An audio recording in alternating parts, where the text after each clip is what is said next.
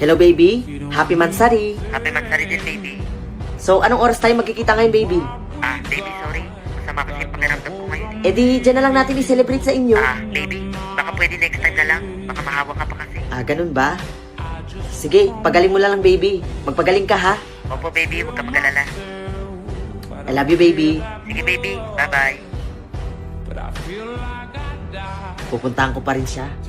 At least, nakasama ko na siya at naalagaan ko pa. Surprise! Teka, anong ginagawa niya dito?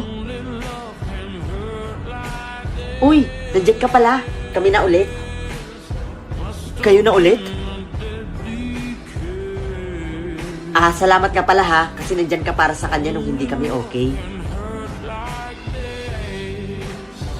Masaya ako para sa inyo.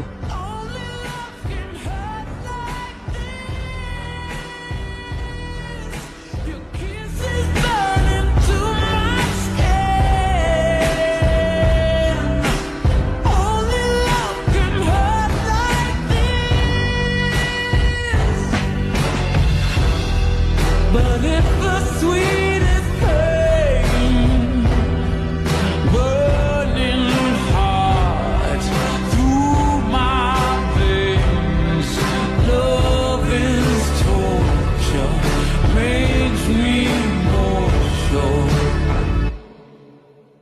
Only love can hurt like this. Ito pala yung bayad ko kanina sa pinapotocopy natin.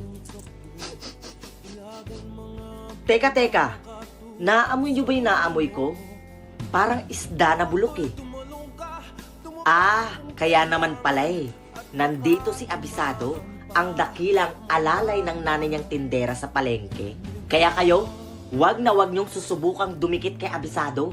Baka magkaroon kayo ng kaliskis. Kayo din. Kamusta ang kilo ng isda sa palengke, Mr. Abisado? Makakain na nga ng pritong isda sa kantin.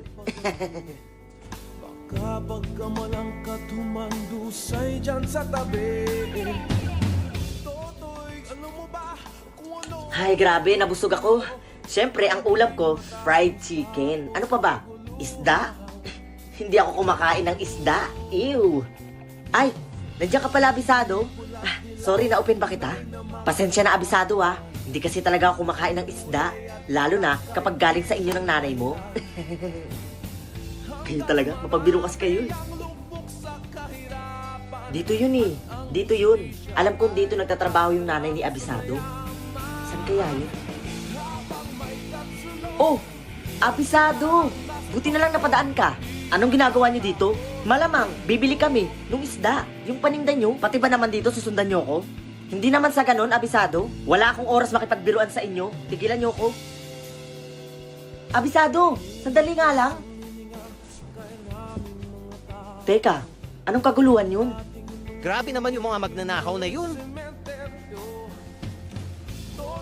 Ma, ano po nangyari? Anak, nanakawan tayo. Nalaman kasi nung bumibili na hindi ako nakakakita eh. Bulag yung nanay ni Abisado. Grabe talaga yung mga masasamang tao. Kahit may kapansanan, wala silang pinapalampas. Kinuha nila lahat yung benta ko, anak. Wala na tayong pera. Tatawag ako ng pulis. Teka, Abisado! Ayaw mo naman suki. Dahil lang yan dito sa pagtitinda ko ng isda, nakagraduate yung isa kong anak sa kolehiyo. Oo naman, hindi hadlang ang kapansanan ko para magsipag at magtiyaga. Balang araw, yung mga anak ko na yan, aasenso.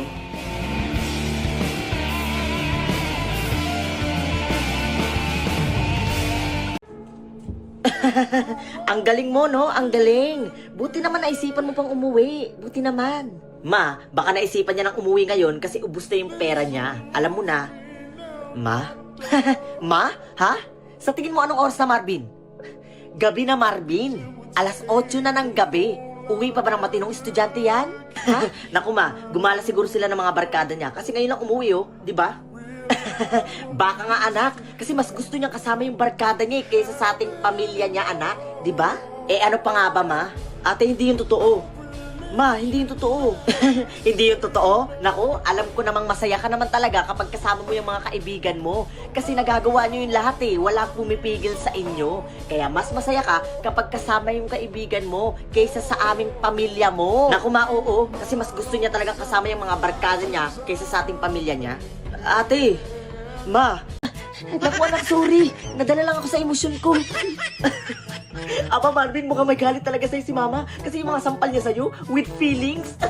Wow ha, tawang-tawa, grabe. Ma, kala ko tutulungan mo ko para ma-memorize ko yung mga line ko sa drama namin sa activities. Pero bakit parang may galit ka, Ma? Ay, oo naman anak. Kaya nga natin to ginawa para ma-memorize mo yung script mo dun sa may, drama-drama. Ang sakit ng dalawang pisngi ko, Ma. Bakit dalawa kasi sinampal mo? Isa lang naman yung nakalagay doon mo eh. Parang may galit ka talaga sa akin, Ma. Ay, naku, anak. Wala naman akong galit sa'yo, anak. Naku, nadala lang talaga ako. Itigil lang nga natin to. Tigil lang natin to. Grabe ate ha. Tawag-tawa ka pa talaga dyan ha.